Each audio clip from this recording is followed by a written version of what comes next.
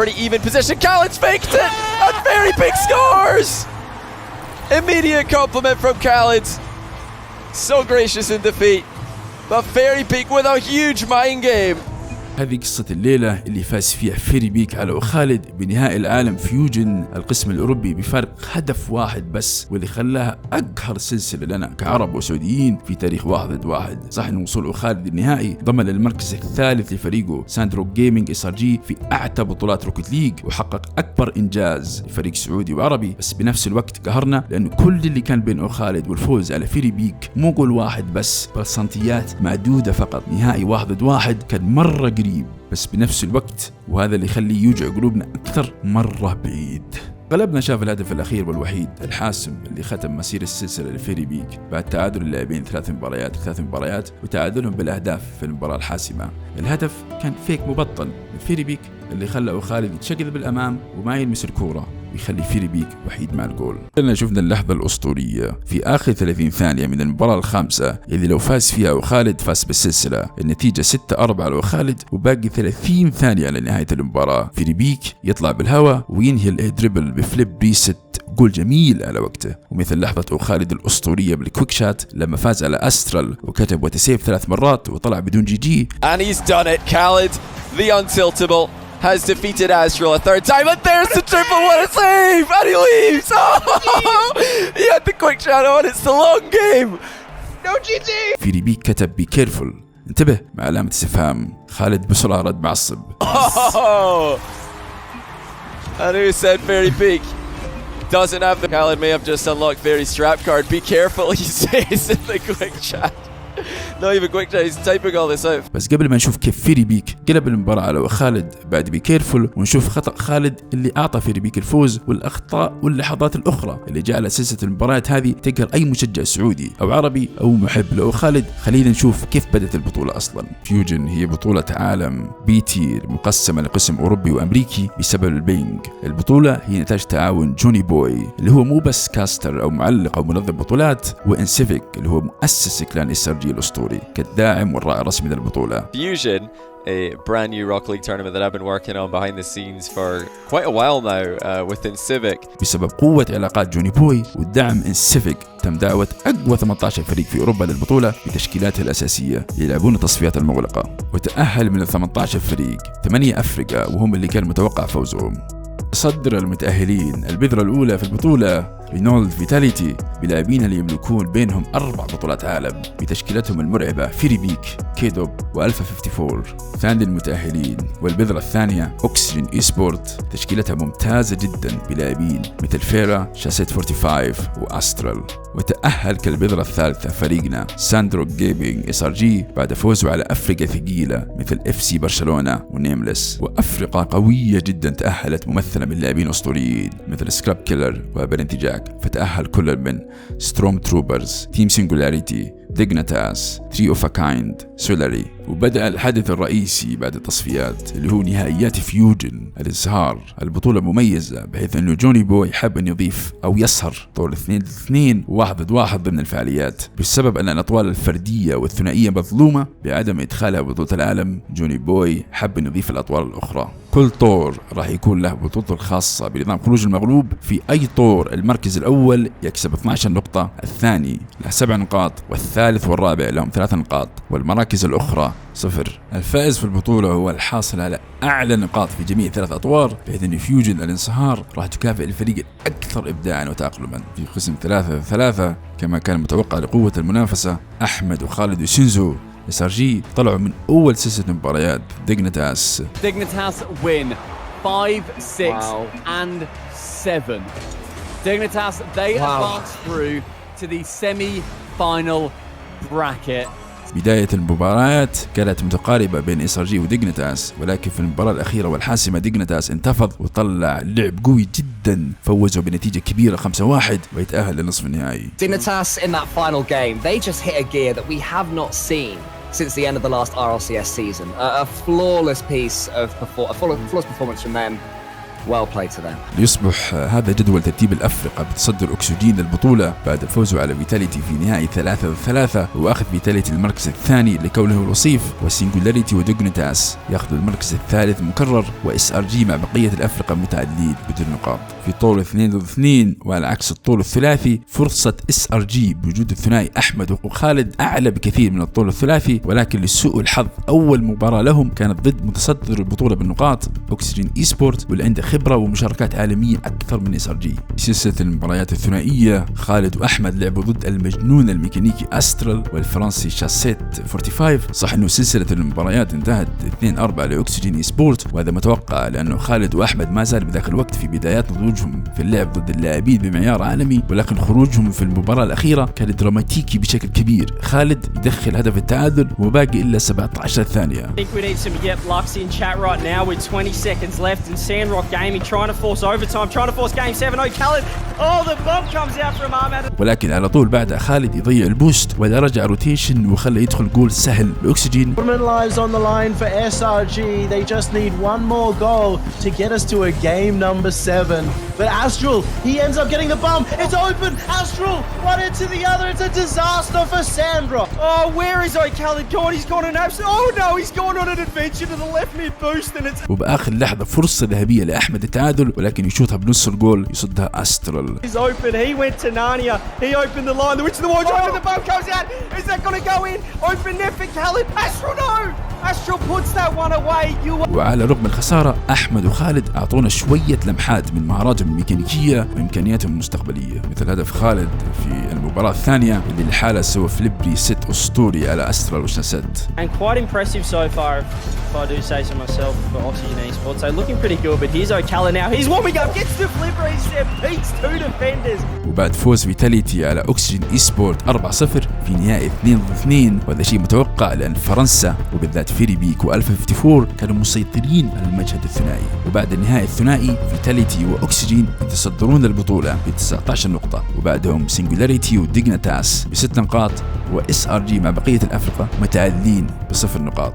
وبدت البطولة المنتظرة لنا كسعوديين وعرب وهي الطور الفردي 1 ضد 1. عيوننا مركز على الطور الفردي لوجود اوخالد وهو البذرة الأولى للبطولة الفردية والمتوقع انتصاره. It's, we're starting off with the highest against number 8. وخالد داخل البطولة فيوجن بقمة توهجه في 1 ضد 1. Khaled's under pressure, under a lot of pressure. This is, the first big ones tournament where he's expected to win going in.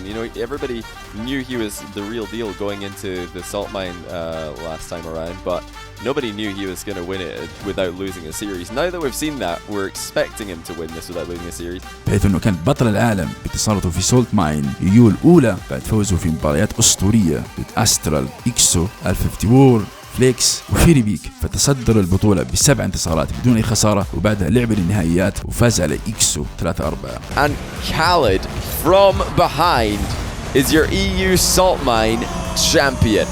First seed for Worlds, undefeated, never lost in a one show match.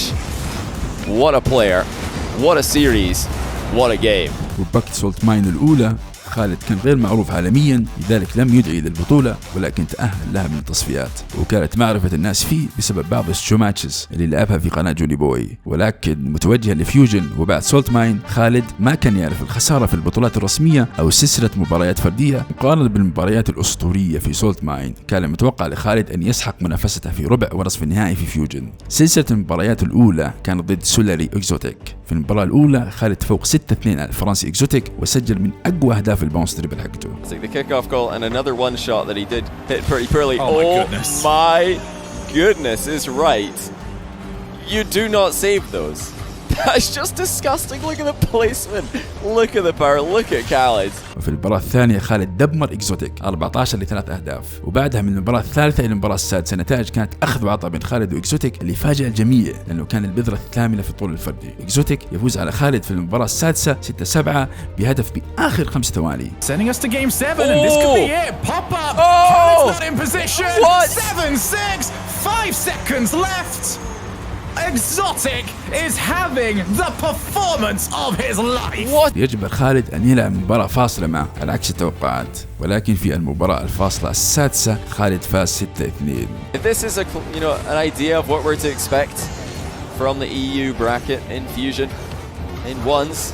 And I'm definitely excited. وفي سلسلة المباراة الثانية واللي هي نصف النهائي، وخالد بارا البريطاني إكسو من فريق 3 of a kind. على عكس مباراته ضد أكزوتيك، إكسو ما سبب أي مشكلة لخالد وفاز عليه بأول 3 مباريات 7-3 11-3 و7-3 لخالد، ليبدل فريق 3 of a kind إكسو بتهز. Wow, we're gonna see a different sub? Well, I never saw this one come in. بس التبديل ما فاد. This is where Taz is going to struggle. He's got to figure out what time he gets to challenge Khalid. And what sort of way he wants to do it. Well, certainly not it. No! Stop it! What? وخالد فاز عليه 8-6. Taz only losing the one game, but on the back of Khalid who has never looked better. This is scary. تأهل للعب للنهائي ضد فيري بيك اللي في طريقه للنهائي كان أصعب بكثير من خالد، بحيث أنه فيري بيك تغلب على سكراب كيلر أسطورة الطور الفردي وبالانتجاك عضو الجيل الجديد مع خالد وجوريز. بدأ النهائي المرتقب في الطور الفردي بين اوخالد وفيري بيك، بس كان يوجد فرق كبير جدا بين اللاعبين من ناحية التحضير والتوقعات. فيري بيك بنفس اليوم كان لاعب نهائي الطور الثنائي والثلاثي في فيوجن، فكان محمي بمباريات قوية جدا، على عكس خالد اللي ما لعب أي سلسلة من يومين. وبسبب وصول فيري بيك لنهائي الطور الفردي ضمن الصدارة لفريقه في ثالثي بنقاط والفوز بالبطولة. وحتى وإنه من الملاحظ إنه فيري بيك كان يستخدم الشات الكثير لأنه المود حقه كان مسح ولا يوجد عليه أي ضغوطات. Back down the line with me. You can't do something in between. Khaled's just gonna score. Got a close one from Fairy in the quick chat. He's having some fun with this one. أما خالد كانت كل الضغوطات وتوقعات عليه كون البذرة الأولى للطول الفردي ولاعب غير مهزوم، وبعز هيمنته على مشهد 1 ضد 1. فيري ما عنده أي شيء ليخسره، ولكن خالد عنده كل شيء ليخسره. المباراة الأولى اللي ما كان فيه أي شيء مميز أو غريب، فيري بيك يسجل 3 أهداف بوقت قصير. Teams have got other weapons in the arsenal. Here we go, game number 1, and we're starting off with Fairy Peak's kickoff. To stay out of that situation, Fairy sets up, launches, scores. Major advantage. I mean, Khaled's got plenty of advantages in this, but not really. بعد خالد بدأ بهمة الرجوع للمباراة. It would be today, and it looks like Khaled is going to stay calm for now though. Walks it past Fairy first. Corner. Khaled sets up, launches. Can he one up Khaled in his own game? No, Khaled stays in the way of that shot, and he's going to smash in another open net for himself. إلى أن انتهت 9-4 لخالد. He still might if you know, another game like this happens. 9-2 نتيجة كبيرة، ففيري بيك قرر أن يغير سيارته للباتموبيل، ومن هنا بدأ المعلقين يتكلمون أن فيري بيك في الباتموبيل لاعب آخر وصعب أن يهزم. He is going to switch things up already. That's one easy way to do it. We've got the Batmobile for game 2. I'm going to still count this as a player swap. Fairy Peak with anything that isn't the Batmobile is a completely different player. ونجحت خطة فيري بيك. Tried to think that he might be turning it. Tried it afterwards, but that was gorgeous from Fairy Peak. A little bit more difficult so far in this game, and Fairy rockets it. Fairy Peak, not enough on the flick though. Oh, that might be good. It is! Wow, that's just in. The player I still consider the greatest 1v1 player of all time. Khaled may be the biggest threat to that, but Fairy Peak is gonna try and put some more distance between them. وفاز في المباراة الثانية 5-7 وعادل السلسلة 1-1. That's game 2 in the bag for Fairy Peak and Vitality. المباراة الثالثة شهدت نفس المنحنى. فيري بيك يبدأ المباراة 4-1 له. And he's picking his spot very nicely. Great placement by Fairy. He's not getting that same reaction from Fairy just yet. A low challenge. وبعد خالد يعادل النتيجة. Khaled's been playing a bit cheeky, and it's going to work this time. He'll go sideways, and if Fairy's up on the wall with nowhere to go, he'll demo him. بعد ذلك حدث سلسلة أحداث غريبة، أنه خالد دخل 4 أهداف ككف ورا بعض. But the important thing is that he did equalize, and now he's in a good spot off the kickoff, and he's goal up now. Oh, but he's gonna go 2 behind off this. Khaled's figured the kickoffs out. You're gonna concede the kickoff goal. There's no luck involved. It's just mechanics, and Khaled's stepping up here. Is that another one? That's probably directly into the goal. Touch it. What is happening to Fairy Peak's kickoff? And he has dropped about 4 goals in it. Why add another one to that list? Are you joking? Yes. What? Khaled is up to ولتنتهي المباراة 10-5 لأوخالد. Khaled's having a lot of fun with it. Nice save by Fairy. It would have been a beauty of a goal to finish this one off. المباراة الرابعة خالد اكتسح فيري بيك 7-2. He's all good. Where's the cue ball going? As it Khaled looks for the boost, but he had it all red, and he's got Fairy Peak red as well. Khaled decided, let's change things up. Let's just go into Fairy's world and see if we can beat him in it. And at the moment, it looks like he can. That boost respawn in the corner to T. Sees the bounce dribble coming, but he didn't see the fake 50-50. Khaled is just dismantling Fairy here in game 4. لدرجة أن المعلقين بدأوا يتكلمون عن احتمالية تغيير فيري بيك. Is it time, Johnny? Is it time? Well, at this point, it's clearly from a strategical standpoint. I would say if Vitality need the tournament win here, I think they sub in Alpha. بدأت المباراة الخامسة، المباراة الأسطورية بأحداثها اللي ما راح تتكرر قريب، طبعا بسبب خروج SRG من الأدوار في الطور الثنائي والثلاثي. فوز خالد على النهائي ما راح يغير ترتيب SRG اللي هو الثالث، ولكن سلسلة المباريات هذه أي شيء غير تحصيل حاصل. مع بداية المباراة الخامسة خالد الآن يحتاج انتصار واحد ويحقق انتصار شخصي ضد فيري بيك اللي ما لعب ضده رسميا في الطور الفردي من قبل، ويثبت اسمه كالأفضل بالعالم أو حتى في تاريخ روكيت ليج الفردي. خالد دخل الهدف الأول. Very early challenge. Wow. And Khaled's come out of the challenge on top. There's just no break for him at the moment. خالد بدأ لعبه كالقطار المسرع المستحيل توقفه. He said he could do this all day. 5-4 على خالد وما بقى إلا 48 ثانية للفوز بالبطولة. This one won't hurt quite as much with the tournament overall in Vitality's hands already. But Khaled, it means so much to him and he is starting to run away with it. 4-6 لخالد وما بقى إلا 30 ثانية فقط. For the goal, instead he wants that space opened up and he's removed Fairy from the pitch. Yep, Khaled 6-4. فيري بيك يعطيها فليب ريست يقول خرافي. 6-5 لخالد. 19 ثانية على نهاية المباراة وفيري بيك يكتب المقولة المشهورة بي كيرفول. فيري يتعادل وباقي 3 ثواني فقط. He's got 4 boost. Can he make it work? No challenge. Oh my goodness. فيري يدخل هدفه السابع سيلينج دريبل لجراوند كاري قبل انتهاء الوقت. Wants to win it in regulation. No way. What? بدأت المباراة السادسة. أحداث هذه المباراة من أكثر الأحداث اللي تقهر في مباريات روكيت ليج. الهدف الرابع لفيري بيك جاء بعد أكثر سلسلة أحداث اللي تقهر. خالد يفجر فيري بيك ولكن يشوتها ضعيفة بالنص واللي أعطى فرصة لفيري بيك يسجل الهدف الرابع. Fairy will have a chance to save this one and he does save it and he's landed outside the goal. That is an open net for Fairy and he's not wasting any time. جول لخالد يسقع بالعارضة. خالد يسجل هدفه الرابع 4-5 وباقي 40 ثانية فقط على نهاية المباراة. Khaled has the free goal. Fairy Peak misses and Khaled. في الهدف السادس لفيري بيك هنا بان حظ فيري بيك الأسطوري. المفروض انها كانت هدف كيكوف سهل لخالد ولكن الكرة بكل خبث دحرجت فوق العارضة ولم تنزل الا وانها مستحيل ان تسجل بخالد وانتهت اقهر مباراة في السلسلة. Physics comes to the rescue for Fairy Peak. بدأت المباراة النهائية بين الأسطورة السابقة فيري بيك والأسطورة الحالية وعضو الجيل الجديد اوخالد. في بداية المباراة فيري بيك يكتب لخالد good luck have fun وهذا اللي يعطي صورة أخرى للجملة be careful. هذه الجملة لازم تأخذ مع مجمل الكلمات اللي كتبها فيري بيك بالشات واللي كلها كانت بروح الدعابة والمزح. باقي 15 ثانية فقط على نهاية السلسلة بس فيري بيك يصد شوتة خالد اللي كانت رايحة بال90. Top corner shot. Fairy saves it. وبدأ الوقت الإضافي. فيري بيك يسجل الهدف السادس ويفوز بالسلسلة ويكسر قلوب السعوديين. Fairy had no boost but he still goes for it. He had to invest everything there just to reach it. Khaled had the boost to recover with. Pretty even position. Khaled's faked it and Fairy Peak scores.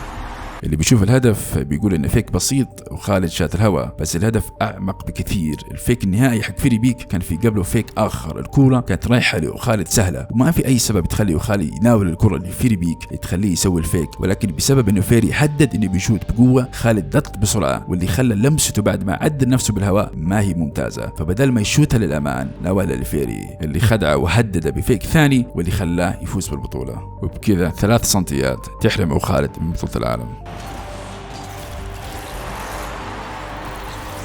هذا درس انه حتى لو خالد يمثل الجيل الجديد الميكانيكي السريع بروكيت ليج ما زالت خدع بسيطه من المخضرمين تكسبهم بطولات وانتصارات شخصيه.